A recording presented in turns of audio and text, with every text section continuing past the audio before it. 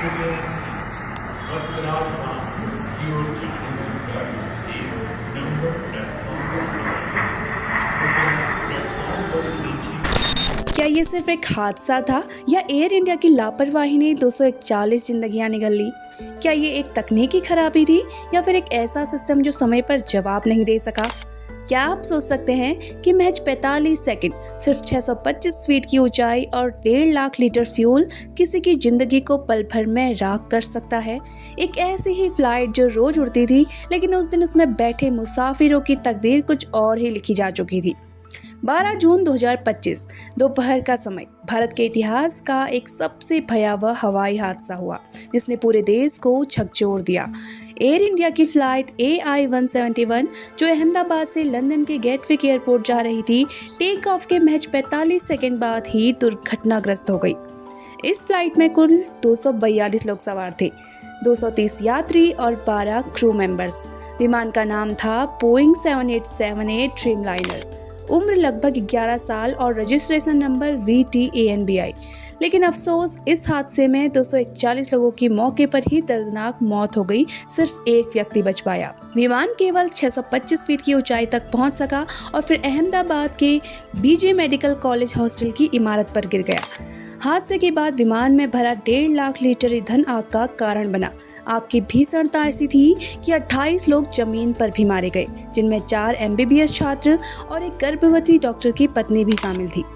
सरकारी आंकड़ों के अनुसार इस हादसे में कुल 269 लोगों की मौत हुई, 241 विमान में और 28 जमीन पर। इस दुर्घटना में गुजरात के पूर्व मुख्यमंत्री विजय रूपाणी की भी दुखद मृत्यु हो गई। वे इस फ्लाइट से लंदन जा रहे थे।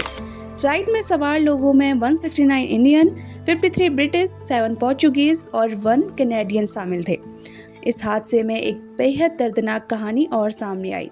एक ही परिवार के 5 सदस्य जो लंदन जा रहे थे, रिपोर्ट्स के मुताबिक उन्होंने जैसे ही फ्लाइट में बैठकर सेल्फी ली, कुछ ही सेकंड बाद जोरदार धमाका हुआ और सभी की मौके पर मौत हो गई। इस विनाश के बाद एक चमत्कारी कहानी भी सामने आई। 26 वर्षीय विश्वास कुमार रमेश की। विश्वास सीट नंबर 11A पर बैठे थे, जो कि इमरजेंसी एग्जिट के पास थी। जैसे ही विमान असंतुलित हुआ, उन्होंने बिना देर किए दरवाजे की ओर दौड़ लगाई और क्रैश से कुछ सेकंड पहले ही छलांग लगा दी। जलती आग और धुएं के बीच गिरते पड़ते वे कुछ दूरी पर पहुंचे और वहां से उन्हें अस्पताल ले जाया गया। विश्वास को सीने, आंखों और पैरों में चोट आई, लेकिन वो अब खतरे से बाहर हैं। उन्होंने कहा, न मुझे पता चला मैंने कैसे छलांग लगाई, न मुझे याद है मैं कहाँ भागा। ऐसा लगा जैसे किसी शक्ति ने मुझे उठाया और बाहर धकेल दिया। दुर्भाग्य से उनका छोटा भाई उसी फ्लाइट में था और हादसे में मारा गया। टाटा समूह और एयर इंडिया ने इस हादसे पर गहरा शोक व्यक्त किया है और चेयरमैन N चंद्रशेखरन ने घोषणा की है कि मृतकों के परिवारों को 1 करोड़ रुपए की आर्थिक सहायता दी जाएगी। घायलों का पूरा इलाज टाटा समूह कराएगा और BJ मेडिकल कॉलेज हॉस्टल के पुनर्निर्माण में भी सहायता दी जाएगी। फिलहाल एक ब्लैक बॉक्स मिल चुका है, दूसरा अब भी खोजा जा रहा है। ब्लैक बॉक्स मिलने के बाद ये पता लगाने में बड़ी मदद मिलती है कि प्लेन क्रैश क्यों हुआ। इसमें 2 रिकॉर्डिंग होती है। कॉकपिट वॉइस रिकॉर्डर, जिसमें पायलट और क्रू की बातचीत, अलार्म की आवाज़ें और इमरजेंसी के समय की हलचल रिकॉर्ड होती है। दूसरा फ्लाइट डेटा रिकॉर्डर, जिसमें विमान की गति, ऊंचाई, दिशा, इंजन की स्थिति और अन्य तकनीकी जानकारियां होती है। इन रिकॉर्डिंग को जांच एजेंसियां ध्यान से सुनती है और पढ़ती है, ताकि ये साफ हो सके कि क्या तकनीकी खराबी, पायलट की गलती, एयर ट्रैफिक कंट्रोल की चूक या फिर एयर इंडिया की लापरवाही इसके पीछे थी। इस हादसे की जांच भारत के DGCA, ब्रिटेन के एयर एक्सीडेंट्स इन्वेस्टिगेशन ब्रांच और अमेरिका के NTSB द्वारा संयुक्त रूप से की जा रही है। अब पूरा देश इस सवाल का जवाब चाहता है, आखिर ऐसा क्यों हुआ और क्या इसे रोका जा सकता था।